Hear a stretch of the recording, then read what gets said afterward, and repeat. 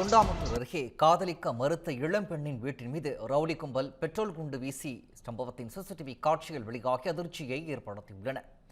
கோவை மாவட்டம் தொண்டாமுத்தூர் அடுத்த கலிக்கநாயக்கன் பாளையம் பகுதியைச் சேர்ந்த இளம்பெண் கோவையில் உள்ள தனியார் கல்லூரியில் படித்து வரும் நிலையில் சென்னையைச் சேர்ந்த கார்த்திக் என்பவருடன் அவர் பழகியதாக கூறப்படுகிறது.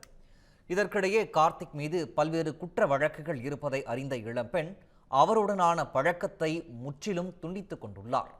தொடர்ந்து இளம்பெண்ணுக்கு தொல்லை கொடுத்து வந்த கார்த்திக் தனது நண்பர்களுடன் சேர்ந்து பெண்ணின் வீட்டின் மீது பெட்ரோல் குண்டை வீசியுள்ளார்.